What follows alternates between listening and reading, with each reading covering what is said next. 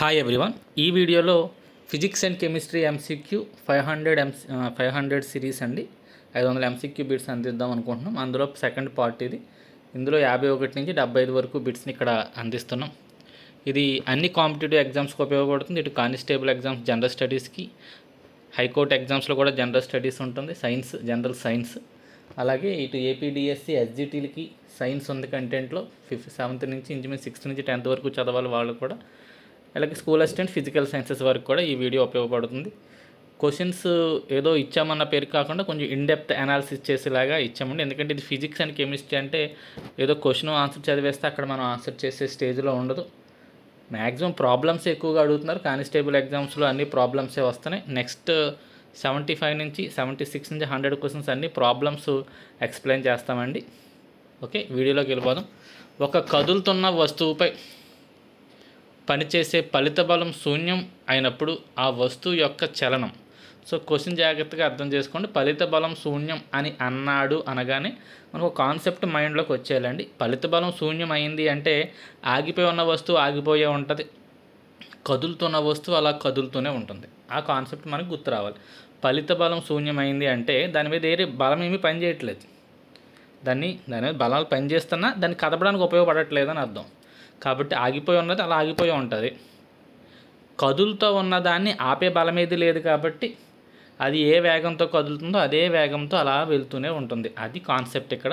ఫలిత బలం శూన్యమైనప్పుడు అన్నగాని ఈ రెండు విషయాలు గుర్తుండాలి. ఆగిపోయిన వస్తువు ఆగిపోయి ఉంటుంది, కదులుతున్న వస్తువు కదులుతూనే ఉంటుంది, అదే వేగంతో, సమవేగంతో వెళ్తూ ఉంటుంది. ఇప్పుడు దానికి బట్టి ఇందులో ఏది మనకి రైట్ ఆన్సర్ అవుతుంది, ఏవేవి రాంగ్ అవుతాయి అనేది ఇప్పుడు చూద్దాం. ఆ చలనం ఎలా ఉంటుంది. త్వరణంతో ప్రయాణిస్తుంది అని ఇచ్చాం.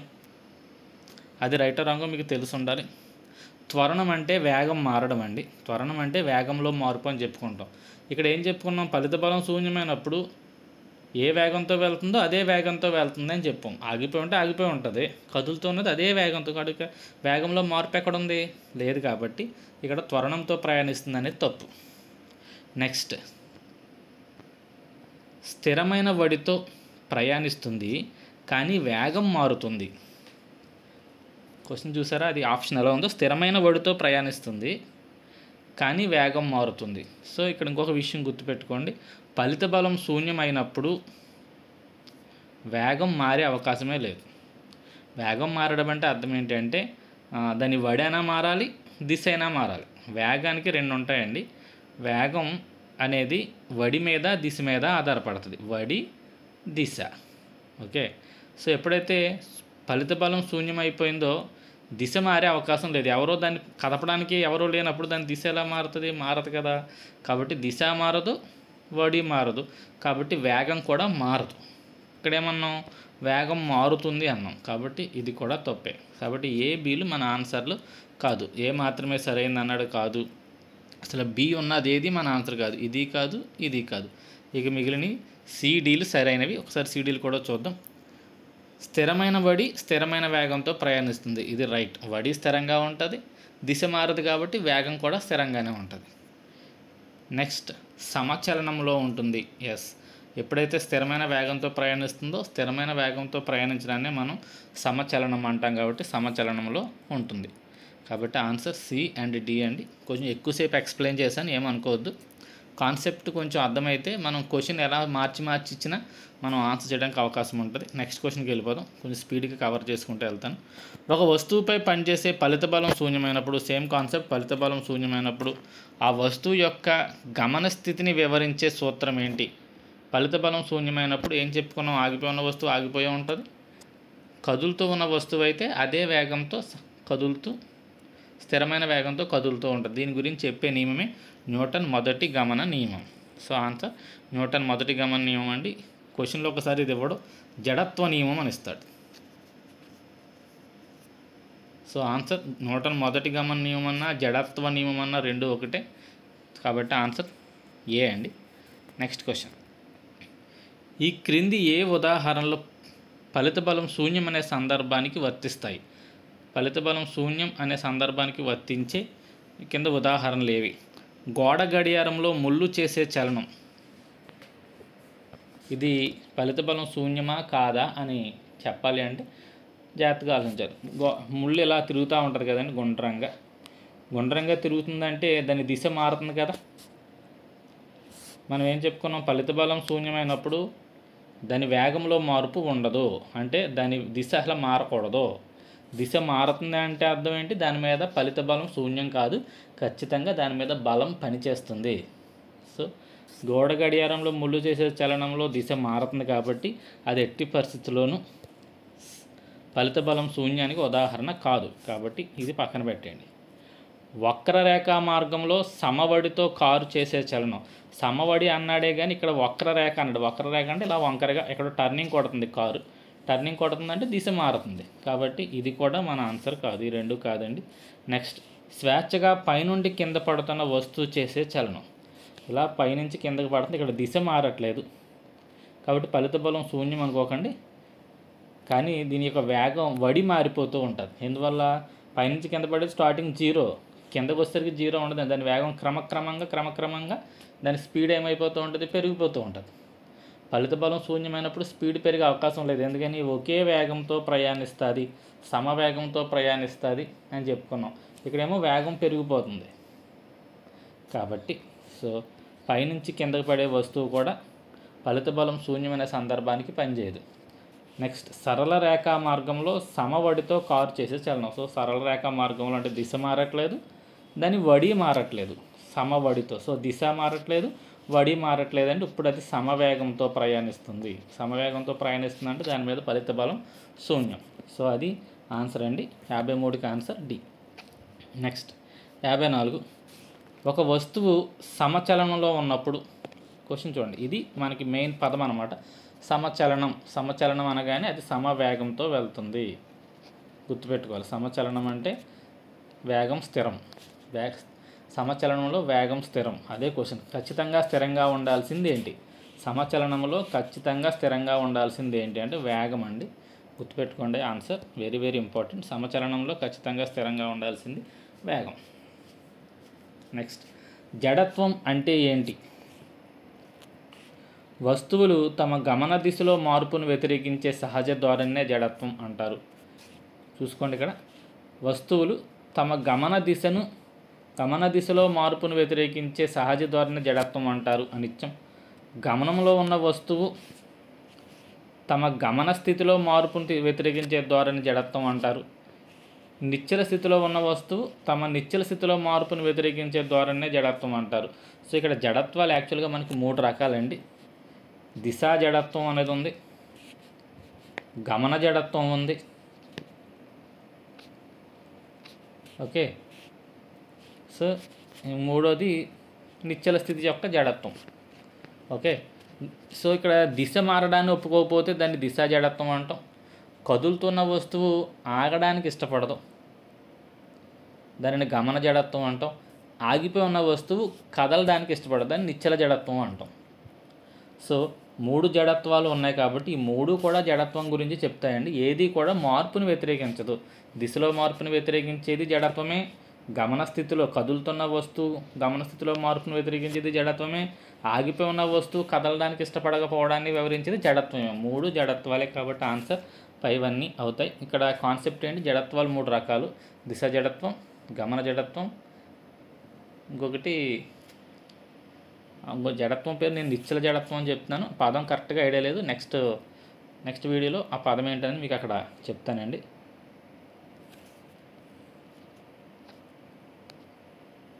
నెక్స్ట్ 56, జడత్వ నియమం ఆధారంగా ఈ క్రింది వాటిని మనం వివరించలేం. సో జడత్వ నియమం ఆధారంగా ఈ కింది వాటిలో మనం దేన్ని వివరించలేము అని అడిగాడు. క్వశ్చన్ జాగ్రత్తగా చూసుకోండి. జడత్వ నియమం ఆధారంగా ఈ కింది వాటిలో దేనిని మనం వివరించలేము. ఆప్షన్ చదువుతామండి, దాన్ని బట్టి మనం ఇప్పుడు ఆన్సర్ చేయడానికి ప్రయత్నించవచ్చు. కదులుతున్న వాహనాలు సడన్ బ్రేక్ వేసినప్పుడు అందులో ఉండే మనం పొందే అనుభవం. సో కదులుతున్న వాహనాలు సడన్గా బ్రేక్ అయ్యగానే మనం ముందుకు పడిపోతాం, ఓకే, దాన్నే గమన జడత్వం అంటాం. ఓకే, ఆల్రెడీ మనం కదులుతున్నాము అంటే బస్సు కదులుతుందంటే బస్సులో ఉన్న మనం కూడా కదులుతున్నాం కాబట్టి మనకు కూడా గమనం ఉంది. అప్పుడు సడన్గా బ్రేక్ వేసేసరికి కదులుతున్న మనం ఆగడానికి ఇష్టపడం కాబట్టి మనం ముందుకు కదిలిపోతాం. దాన్నే గమన జడత్వం అంటాం. సో జడత్వం ఆధారంగానే దాన్ని మనం అనుభవం పొందుతున్నాం కాబట్టి ఇది కరెక్టే. వివరించలేము అన్నాడు, దీన్ని వివరించవచ్చు. ఇది జడత్వం వల్లే అలా ముందుకు పడిపోయామని చెప్పొచ్చు. నెక్స్ట్, ఆగి ఉన్న వాహనాలు ఒక్కసారిగా కదిలినప్పుడు అందులో ఉండే మనం పొందే అనుభవం. ఆగి ఉన్న వాహనం సడన్గా కదిలినప్పుడు మనం వెనక్కి పడిపోతాం. దానికి కూడా కారణం జడత్వమే. అది నిశ్చల జడత్వం. ఓకే, సరే, నిశ్చల జడత్వం. ఇందాక ఆ పదం కరెక్టా కాదా అని చెప్పాను, అది కరెక్టేనండి, నిశ్చల జడత్వమే అది. సో వెనక్కి పడిపోతాం, దానికి కారణం జడత్వమే. కాబట్టి ఇది కూడా జడత్వం ఆధారంగానే మనం వివరించవచ్చు. నెక్స్ట్, రైలు బండి ఆగి ఉన్నప్పుడు, వేరొక రైలు కదులుతున్నప్పుడు మన రైలు కూడా కదులుతుందనే భావన పొందుతాం. యాక్చువల్గా మనం రైల్లో ఉన్నాం, మన రైలు కదలట్లేదు, కానీ పక్కన ఉన్న రైలు కదులుతున్నప్పుడు మన రైలు కూడా కదిలిపోతుందనే భావన కలుగుతుంది, చాలామందికి కలిగే ఉంటుంది. ఇది కూడా జడత్వం వల్లేనా, జడత్వం ఆధారంగా దాన్ని వివరించవచ్చు అంటే ఇది జడత్వం కాదండి, దీన్ని ఫ్రేమ్ ఆఫ్ రెఫరెన్స్ అంటాం. ఈ ఫ్రేమ్ ఆఫ్ రెఫరెన్స్ వల్ల మనం అలా ఫీల్ అవుతాం అన్నమాట. మనం ఇక్కడ ఉండి కిటికీలోంచి కదులుతున్నా చూస్తే మనం కదులుతున్నామనే భావన వస్తుంది. ఇది కూడా న్యూటన్ చెప్పాడండి, దీన్ని ఫ్రేమ్ ఆఫ్ రెఫరెన్స్ అంటారు. కాబట్టి ఇది మాత్రం జడత్వానికి దీనికి ఎటువంటి సంబంధము లేదు. నెక్స్ట్ డి చూద్దాం. ఆగిపోయి ఉన్న కారు మరియు లారీ రెండింటినీ తోయమన్నప్పుడు కారుని తేలిగ్గా తోసేయగలుగుతాం. ఎందువల్ల? లారీకి బరువు ఎక్కువగా ఉంటుంది, దేనికైతే బరువు ఎక్కువగా ఉంటుందో దానికే జడత్వం ఎక్కువగా ఉంటుంది. కాబట్టి ఇది కూడా జడత్వం ఆధారంగానే వివరించవచ్చు. ఎందుకు లారీని తోయలేకపోయామంటే లారీకి జడత్వం ఎక్కువ, ఎందుకు కారుని తోసేసామంటే కారుకి జడత్వం తక్కువ. కాబట్టి ఈ ఆప్షన్స్లో ఏ, బి, డిని జడత్వం ఆధారంగా వివరించగలం, సిని జడత్వం ఆధారంగా వివరించలేం. ఫ్రేమ్ ఆఫ్ రెఫరెన్స్ అనే పదానికి తెలుగులో సరైన మీనింగ్ నాకు గుర్తులేదండి. ఓకే, ఏమనుకోవద్దు. ఫ్రేమ్ ఆఫ్ రెఫరెన్స్ అంటే ఏంటనేది ఒకసారి మీరు చెక్ చేసుకోండి. నెక్స్ట్ 57, ఈ క్రింది వాటిలో సరైన సమాధానాన్ని ఎన్నుకోండి.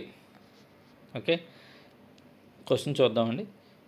ద్రవ్య వేగానికి దిశ మాత్రమే ఉంటుంది, ద్రవ్య వేగానికి పరిమాణం మాత్రమే ఉంటుంది, ద్రవ్య వేగానికి దిశ మరియు పరిమాణం రెండూ ఉంటాయి. ఇది రైట్ ఆన్సర్ అండి.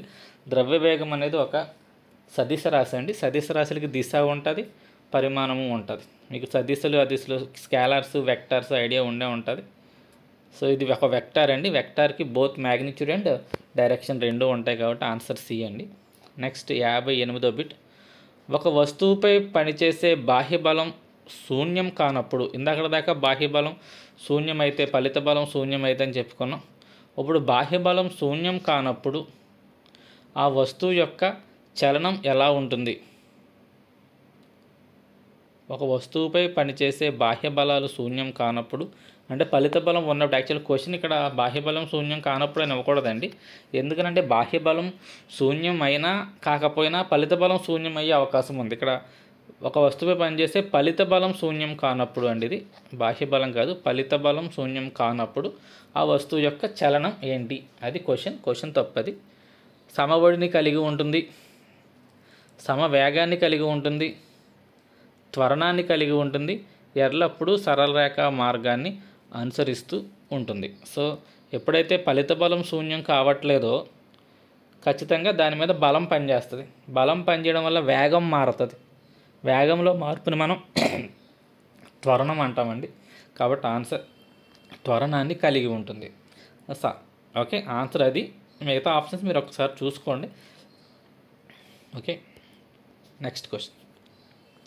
న్యూటన్ 3వ నియమం ప్రకారం సరైన దానిని గుర్తించండి. న్యూటన్ 3వ నియమం ఏం చెప్తుందండి? చర్య ప్రతిచర్య గురించి చెప్తుంది. సో ఆప్షన్స్ చూసినప్పుడు మనకి సరైన దానిని అంటే 3 తప్పులు ఉంటే ఒకటే రైట్ ఉంటుంది. అదేంటో చూద్దాం. చర్య ప్రతిచర్య ఒకే వస్తువుపై పనిచేస్తాయి. చర్య ప్రతిచర్య ఒకే వస్తువుపై పనిచేస్తాయి అన్నాడండి. ఇది రైట్ ఆర్ రాంగ్ అనేది నెక్స్ట్ ఆప్షన్స్ కూడా చూద్దాం. చర్య ప్రతిచర్య వేరువేరు వస్తువులపై వ్యతిరేక దిశల్లో పనిచేస్తుంది. సో ఇప్పుడు ఈ రెండిట్లో ఒకటి మనకి క్లారిటీ వస్తుంది. ఇప్పుడు మనం గోడని గట్టిగా గుద్దామనుకోండి, చర్య మనమే, చర్య మన చేత్తో గోడ మీద గుద్దాం.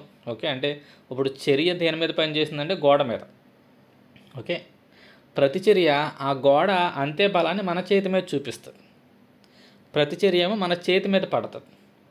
చర్య ఏమో గోడ మీద పడింది, ప్రతిచర్య ఏమో మన చేతి మీద పడుతుంది. కాబట్టి చర్య ప్రతిచర్య వేరువేరు వస్తువుల మీద పడతాయి, రెండు వ్యతిరేక దిశలో ఉంటాయండి. గుర్తుపెట్టుకోండి ఆ విషయం. సో ఆన్సర్ బి అండి. నెక్స్ట్, బలానికి ప్రమాణాలు తెలపండి. గుర్తుపెట్టుకోండి, అన్ని ప్రమాణాలు మనకు గుర్తుండాలి.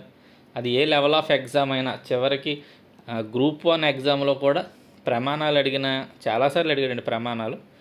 కాబట్టి ప్రమాణాలు కంపల్సరీ ఇంపార్టెంట్. బలానికి ప్రమాణాలు తెలపండి అన్నాడు. సాధారణంగా మనం బలానికి ప్రమాణాలు న్యూటన్ అని చదివేస్తాం. ఇక్కడ మాత్రం వేరే ఆప్షన్స్ కనపడతాయి. న్యూటన్ అనేది అసలు ఆప్షన్లోనే లేదు. సో అప్పుడు బలానికి సూత్రం తెలియాలండి. బలానికి సూత్రం మాస్ ఇంటూ యాక్సలరేషన్ అని చెప్పి న్యూటన్ 2వ నియమం చెప్తుంది మనకి. సో ఇందులో మాస్ అంటే ఏంటి? కిలోగ్రామ్స్. కాబట్టి కిలోగ్రామ్స్. ఏ అంటే యాక్సలరేషన్. యాక్సలరేషన్కి ప్రమాణాలు కూడా తెలియాలి. త్వరణానికి కూడా మనకి ప్రమాణాలు తెలిసి ఉండాలి. త్వరణానికి ప్రమాణాలు మీటర్/సెకండ్². కాబట్టి కిలోగ్రామ్ మీటర్/సెకండ్² అనేది ఆన్సర్ అండి. బై ఇవ్వకపోతే సెకండ్²కి పవర్లో -1 వస్తుంది. అంటే ఇలా వస్తుంది, కిలోగ్రామ్ మీటర్ కింద ఉంటుంది సెకండ్², బై తీసేస్తే సెకండ్ పవర్ -2 అనేది వస్తుంది. అది ఆన్సర్ అండి. బలానికి ప్రమాణాలు కిలోగ్రామ్ మీటర్ సెకండ్ పవర్ -2. 61. సరళ రేఖా మార్గంలో అసమచలనంలో ఉన్న వస్తువుకి సంబంధించి సరికాని దానిని గుర్తించండి. సో సరళ రేఖా మార్గం అనేది ఒక కాన్సెప్ట్ ఇచ్చాడు.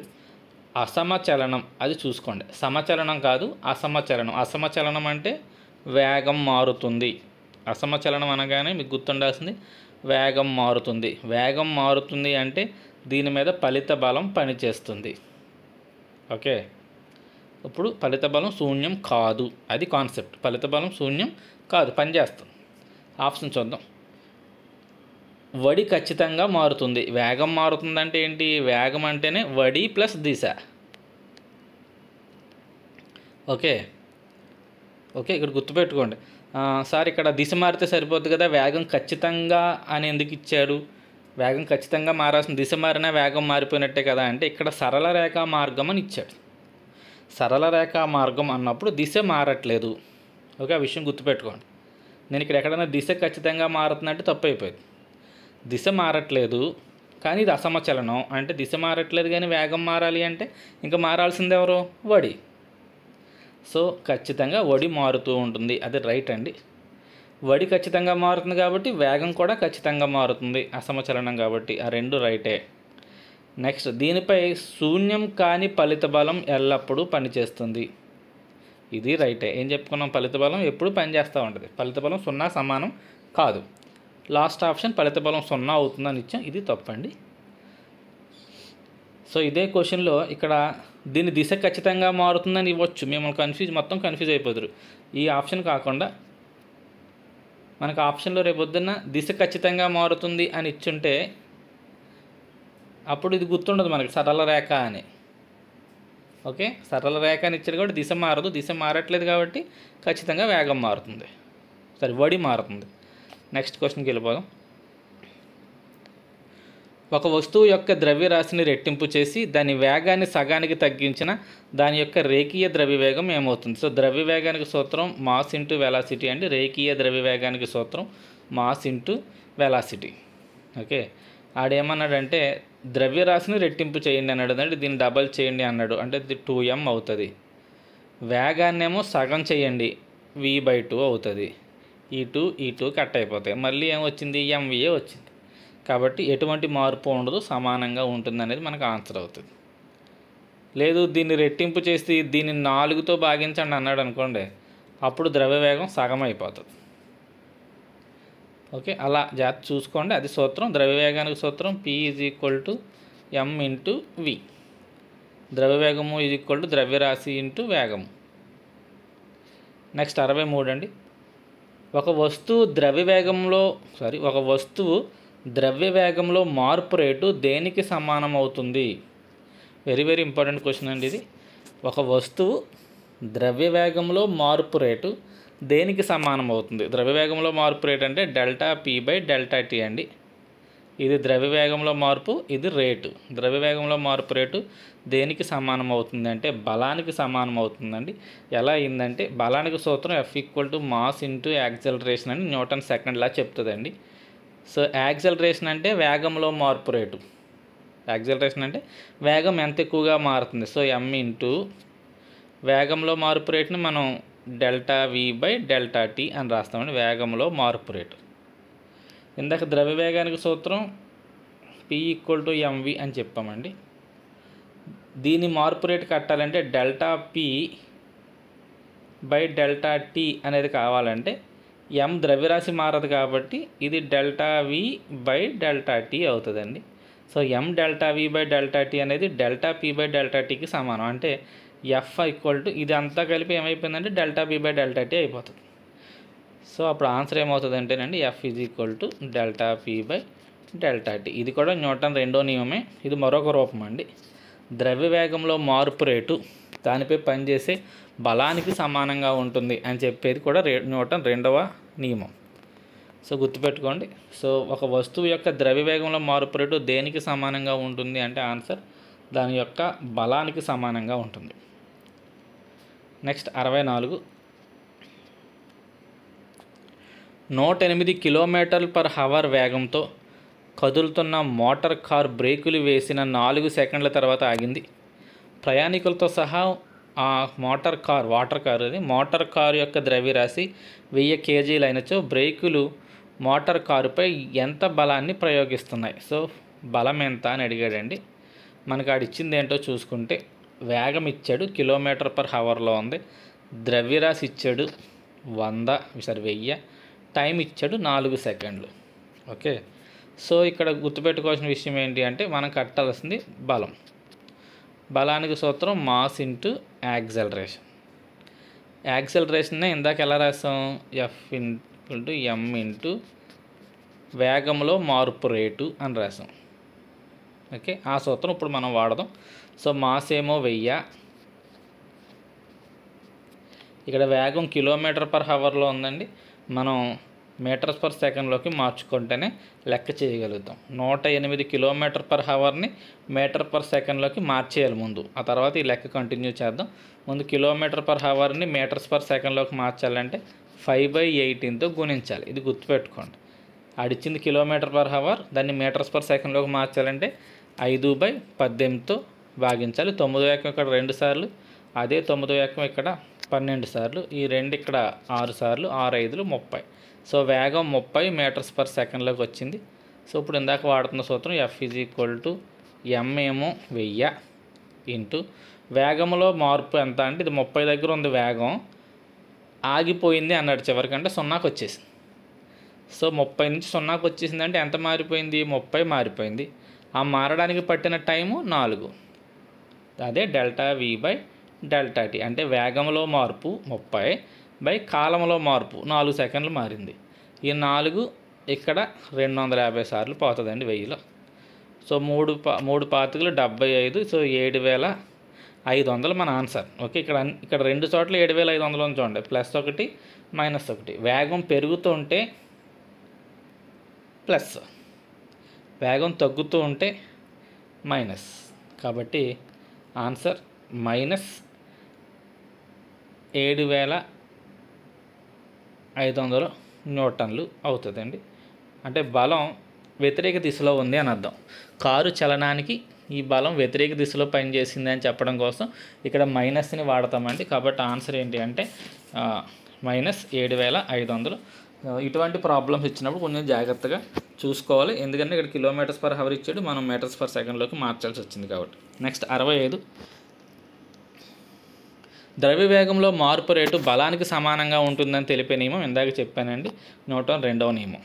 నెక్స్ట్ సరళ రేఖా మార్గంలో ప్రయాణించే వస్తువు యొక్క చలనాన్ని వివరించడానికి ఉపయోగపడనిది ఏంటి?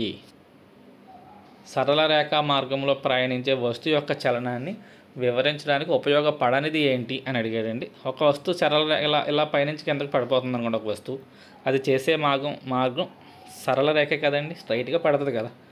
ఇది 5 kgల వస్తువును పైనుంచి పడేశాను. 10 కేజీల వస్తువుని కూడా పైనుంచి పడేసాను. దీనికి ఇక్కడి నుంచి ఇక్కడ పడడానికి ఎంత టైం పడుతుందో దీనికి ఇక్కడి నుంచి ఇక్కడ పడడానికి కూడా అంతే టైం పడుతుంది. ఇది ఇక్కడి నుంచి ఇక్కడికి రావడానికి ఎంత స్పీడ్తో వస్తుందో ఇది కూడా అంటే అది దాని యొక్క ద్రవ్యరాశి మీద ఆధారపడట్ల. కాబట్టి ఇక్కడ ఉపయోగపడింది ఏంటి అంటే ద్రవ్యరాశి. దానికి త్వరణం ఉంటుంది, స్థానం మారుతుంది, దానికి వేగం మారుతుంది. కాబట్టి ఆన్సర్ ద్రవ్యరాశి. 67 ఈ క్రింది వాటిలో సరికాని వాక్యాన్ని గుర్తించండి. సరికాని వాక్యం అంటే 3 కరెక్ట్ ఉంటాయి, 1 తప్పు ఉంటుందండి. అసమబలాలు పనిచేసే దిశలో వస్తువు కదులుతుంది. ఇది రైట్ అండి. అసమబలాలు ఎటైతే పనిచేస్తాయో అటు, అంటే సపోజ్ ఇది ఒక వస్తువు, ఇటు నుంచి ఇదొక 10, ఇదొక 10, 20 పనిచేస్తున్నాయి. ఇటు నుంచి ఒక 10 పనిచేసింది. సో మొత్తం ఈ 10 క్యాన్సిల్ అయిపోతే 10 అనే అసమబలం ఇలా పనిచేస్తుంది. కాబట్టి ఈ వస్తువు ఇలాగే కదులుతుంది. అసమబలాలు పనిచేసే దిశలోనే వస్తువు కదులుతుంది. అది రైట్. అసమతుల్య బలాలు అదే అసమబలాలు వస్తువు స్థితి మార్పుకి కారణమవుతాయి. ఇది రైటే కదండి. ఇక్కడ ఆగిపోయి ఉన్నదే, ఎప్పుడైతే అసమబలం పనిచేస్తుంది ఇది కదులుతుంది. కాబట్టి స్థితి మార్పుకి కారణమవుతుంది. రైట్. తుల్య బలాల కారణంగా గమన స్థితి మారుతుంది. తుల్య బలాలు అంటే అర్థం ఏంటంటే ఇటు 10 ఇటు 10 రెండు ఇప్పుడు తుల్య బలాలు. ఇది 10 ఇది 10 రెండు వ్యతిరేక దిశలో ఉన్నాయి. కాబట్టి క్యాన్సిల్ అయిపోతే వాటినే తుల్య బలాలు అంటాం మనం. ఇప్పుడు ఈ తుల్య బలాల వల్ల వస్తువు ఎలా కదులుతుంది? ఇది క్యాన్సిల్ చేసేసుకుంటున్నాయి. కాబట్టి గమన స్థితి మారుతుంది అనేది తప్పండి. సి ఆన్సర్ దానికి. తుల్య బలాల కారణంగా గమన స్థితి మారదు. నెక్స్ట్, ఒక వస్తువుపై పనిచేసే అసమతుల్య బలం దేనికి కారణమవుతుంది? సో ఇందాక చెప్పుకున్నట్టే ఇక్కడ ఇలా 10 ఎక్స్ట్రా పని చేస్తుంది. ఇది 10 ఇది 10 ఇటు నుంచి 10 ఈ 10 క్యాన్సిల్ అయిపోయిందని చెప్పాను. ఈ 10 అసమతుల్య బలం ఇక్కడ పనిచేస్తుంది. అప్పుడు దాకా ఇది ఆగిపోయి ఉన్నది. ఇప్పుడు ఈ 10 వల్ల ఏమవుతుంది? కదలడం మొదలవుతుంది అనుకోండి. సో ఎప్పుడైతే కదలడం మొదలవుతుందో ఈ అసమతుల్య బలం వల్ల అది త్వరణానికి కారణమవుతుంది. ఎందుకని అప్పుడు దాకా 0, ఎప్పుడైతే ఈ బలం పనిచేస్తుంది వస్తువు కదిలిందంటే దానికి ఏమొస్తుందంటే త్వరణం వస్తుంది. కాబట్టి ఒక వస్తువు పనిచేసే సమతుల్య బలాలు దాని యొక్క త్వరణానికి కారణమవుతాయి. నెక్స్ట్ 69 ఒక వస్తువుపై పనిచేస్తున్న అసమతుల్య బలాల వల్ల క్రమంగా వేగం పెరుగుతూ 40కి వచ్చిందండి. సో ఈ అసమతుల్య బలాల వల్ల ఏమైంది? దాని వేగం పెరుగుతూ 40కి వచ్చింది. 40 మీటర్ విలువను చేరిన తర్వాత బలాలను తుల్యం చేసేసాం. సో 40కి వచ్చిన తర్వాత ఆ బలాలు తుల్యం అయిపోయినాయి. ఇప్పుడు ఆ వస్తువు ఏమవుతుంది? వేగం స్థిరంగా పెరుగుతూ ఉంటుంది, వేగం స్థిరంగా తగ్గుతూ ఉంటుంది, వస్తువు త్వరణం స్థిరంగా ఉంటుంది, వస్తువు వేగం 40 దగ్గరే ఉండిపోతుంది. సో ఇక్కడ గుర్తుపెట్టుకోవాల్సిన విషయం 40 దాకా బాగానే ఉంది. 40 దగ్గరికి రాగానే ఇప్పుడు దీని మీద ఫలిత బలం 0 అయిపోయింది. అంటే తుల్యం చేసేసామంటే ఫలిత బలం 0. ఎప్పుడైతే ఫలిత బలం 0 అయిపోయిందో అది ఏ వేగంతో కదులుతుందో అదే వేగంతో కదులుతుందని మనం ఇందాక 51వ బిట్ దగ్గర చెప్పుకున్నాం. సో బాహ్య బలాలు పనిచేయకపోతే అది వేగం మారదు, ఆగిపోయినది ఆగిపోయి ఉంటుంది ఏ వేగంతో. కాబట్టి ఆన్సర్ ఆ వస్తువు 40 వేగం దగ్గరే ఉండిపోతుంది, అదే వేగంతో వెళ్ళిపోతుంది. నెక్స్ట్ 70వ బిట్ అండి. వాలుతలాలపై వస్తువుల చలనాన్ని పరిశీలించి వస్తువులపైన ఏ బలాలు పనిచేయకపోతే అవి స్థిరవడితో చలిస్తూనే ఉంటాయని మొదట నిరూపించిన వ్యక్తి గెలీలియో అండి. Very very important question. Galileo గురించి మనకి టెక్స్ట్ బుక్లో మ్యాటర్ ఉంది, అదంతా చదువుకోండి. ఓకే. నెక్స్ట్, ఈ క్రింది వాటిలో జడత్వం వేటికి ఎక్కువ? ఇందాక ఒక బిట్ చెప్పినప్పుడు చెప్పాను, దేనికైతే బరువు ఎక్కువ దానికే జడత్వం ఎక్కువ. లారీ కారు దగ్గర ఎక్కడ చెప్పాను. సో ఇప్పుడు ఇందులో జడత్వం దేనికి ఎక్కువ అంటే ఏది బరువు అయిందో అదే ఆన్సర్. ఏంటి అంటే రైలు. నెక్స్ట్, గెలీలియోకి సంబంధించి సరికాని వాక్యాన్ని గుర్తించండి. చెప్పాను కానీ గెలీలియో గురించి చదవండి. ఇలాంటి క్వశ్చన్స్ అడగడానికి అవకాశం ఉంది తప్ప గెలీలియో ఏ దేశస్థుడు అని డైరెక్ట్గా క్వశ్చన్ ఏమి ఉండదు. అతని లైఫ్కి సంబంధించి ఒక 4-5 ఇచ్చి ఇందులో తప్పు ఉన్నాయి రైట్ ఉన్నాయి ఏంటి అలా క్వశ్చన్స్ అడగడానికి అవకాశం ఉంది. ఇతను రాసిన మొదటి విజ్ఞాన పుస్తకం ది లిటిల్ బ్యాలెన్స్. ఇతను యూనివర్సిటీ ఆఫ్ పదువాలో భౌతిక శాస్త్ర ప్రొఫెసర్గా నియమితులయ్యారు. ఏదో స్పెల్లింగ్ మిస్టేక్ అండి, సి అనేది. సమత్వరణంలో ఉన్న వస్తువుకు సమత్వరణం అంటే తప్పడింది. సమత్వరణంలో ఉన్న వస్తువులకు వస్తువు కదిలిన దూరము ఆ వస్తువు ప్రయాణించిన సమయం యొక్క వర్గానికి అనులోమానుపాతంలో ఉంటుందనే నియమాన్ని ఇతనే కనిపెట్టాడు. అది రైట్ అండి. తొలి లోలక గడియారాన్ని కనిపెట్టాడు. ఇందులో తప్పు ఏంటంటే ఇతను లెక్కల ప్రొఫెసర్, మ్యాథమెటిక్స్లో ప్రొఫెసర్గా అక్కడ నియమితులయ్యారండి. ఈయన యూనివర్సిటీ ఆఫ్ పదువాలో భౌతిక శాస్త్ర ప్రొఫెసర్ కాదు, గణిత శాస్త్రం అండి. నెక్స్ట్ 73 ఏబీలు ఇచ్చి ఇవి సరైనవా సరికానివా అనే క్వశ్చన్, ఇది జాగ్రత్తగా చూడండి. ద్రవ్య వేగంలో మార్పు బలం పరిమాణం మీదే కాకుండా బలం పనిచేసే సమయం మీద కూడా ఆధారపడి ఉంటుంది. ఇది రైటా రాంగా అనేది మనకు ఇప్పుడు తెలియాలి. ద్రవ్య వేగంలో మార్పు బలము అన్నాడు. సో వెంటనే మనకి ఫార్ములా గుర్తుండాలి, F=Δp/Δt. ఓకే, క్వశ్చన్ ఇప్పుడు చూద్దాం. ద్రవ్య వేగంలో మార్పు అంటే ఈ మొక్క ఒకటి కదా మనకు కావాలి. ఈ ΔTని ఇటు పంపేద్దామండి. ఇప్పుడు అదేమవుతుంది, ఇప్పుడు F∆T =Δp అవుతుంది, అంతే కదా. ఈ ΔT ఇటు వచ్చి దీన్ని గుణించింది. సో మరి ఇప్పుడు ఆ ఫార్ములా రాస్తున్నాను, ΔP F∆T అయింది. ద్రవ్య వేగంలో మార్పు అంటే ఇది బలం మీద మాత్రమే కాకుండా, అంటే దీని మీద మాత్రమే కాకుండా పనిచేసిన సమయం మీద కూడా ఆధారపడుతుంది, రైట్. ఈ ఫార్ములా అర్థం ఏంటి, ఈ ΔP అనేది F మీద ఆధారపడుతుంది, ΔT మీద కూడా ఆధారపడుతుంది, అదే కదా ఈ ఫార్ములా చెప్పేదే అదండి. కాబట్టి ఆన్సర్ ఇది రైట్. సో ద్రవ్య వేగంలో మార్పు ఈ F మీదే కాకుండా పనిచేసిన సమయం మీద కూడా ఆధారపడుతుంది. So A is right. Next, వస్తువు ద్రవ్య వేగాన్ని మార్చడానికి అవసరమైన బలం ద్రవ్యవేగం మార్పు జరిగే రేటు మీద ఆధారపడి ఉంటుంది. సో ఇప్పుడు బలము ద్రవ్యవేగంలో మార్పు రేటు. సో F ఇందాక చెప్పిన ఫార్ములాయే Δp/Δt. ఇప్పుడు క్వశ్చన్ చేయాలి చూడండి. వస్తువు ద్రవ్యవేగాన్ని మార్చడానికి అవసరమైన బలం అంటే F ద్రవ్యవేగంలో మార్పు జరిగే రేటు మీద ఆధారపడుతుంది, అంటే రెండింటి మీద ఆధారపడుతుంది. ద్రవ్యవేగంలో మార్పు మీద, అది జరిగే రేటు మీద, రెండింటి మీద ఆధారపడుతుంది. ఇది రైటే, ఎందుకని ఈ ఫార్ములాలో ఈ రెండు ఉన్నాయి కాబట్టి. సో ఇది కరెక్టే, అది కరెక్టేనండి. AB రెండు సరైనవే. సో ఇటువంటి ఇచ్చినప్పుడు కన్ఫ్యూజ్ అవ్వద్దు, కొంత ఓపిక్గా క్వశ్చన్ జాగ్రత్తగా 1-2 సార్లు చదువుకొని ఆలోచించుకుంటే మీకు ఆన్సర్ అర్థమవుతుందండి. నెక్స్ట్ యూనిట్స్ అండి, ఇవి మీరు ఈజీగానే పెట్టేస్తారు. త్వరణం అనగానే మీటర్స్/సెకండ్ స్క్వేర్ అండి. 1కి B, బలం న్యూటన్, 2కి A, ద్రవ్యరాశి కేజీలు, 3కి D. సారీ, ఇక్కడ 2 రిపీట్ అయిపోయినాయండి, 2 రైట్ ఆన్సర్లే. ద్రవ్యవేగం కిలోగ్రామ్ మీటర్స్/సెకండ్ స్క్వేర్. సో ఇక్కడ ఇది ఎందుకు ఇచ్చానంటే మీరు యూనిట్స్ అన్ని చదువుకోవాలనే ఉద్దేశంతో మీకు ఆ బిట్ ఫ్రేమ్ చేయడం జరిగింది. నెక్స్ట్ 75 2 కేజీల ద్రవ్యరాశి 10 మీటర్స్/సెకండ్ స్క్వేర్ త్వరణాన్ని కలిగించడానికి ఎంత బలం అవసరం అవుతుంది. సో బలం అడిగాడు, ద్రవ్యరాశి ఇచ్చాడు, త్వరణం ఇచ్చాడు. So 2 × 10. ఎందుకనండి, F mass × acceleration. Formula మీకు బాగా తెలుసు, సమ్ చేయడం వచ్చు, కానీ మీరు చూడాల్సింది యూనిట్స్ కరెక్ట్గా ఉన్నాయా లేదా. ఫస్ట్ ఎప్పుడైనా సరే ఫిజిక్స్లో లెక్క చేసేటప్పుడు అండి యూనిట్స్ మాత్రం కంపల్సరీ చెక్ చేయండి. ఓకే, సో ఇక్కడ మనకి ఇబ్బంది లేదు, ఎందుకంటే MKS అనే సిస్టమ్ గుర్తుపెట్టుకోండి. మీటర్స్ ఉండాలి, ఉంది. K అంటే కిలోగ్రామ్స్ ఉండాలి, ఉంది. ఇంక మీరు ఏం ఆలోచించట్లేదు. మాస్ × యాక్సలరేషన్ 10 20 2 10 20 న్యూటన్లు మీ ఆన్సర్. ఓకే, ఇవి 25 బిట్స్ అండి. నెక్స్ట్ 25 బిట్స్ మొత్తం అన్ని ప్రాబ్లమ్స్, మ్యాక్సిమం ఎక్కువగా ప్రాబ్లమ్స్ ఇవ్వడానికి ప్రయత్నిస్తాను.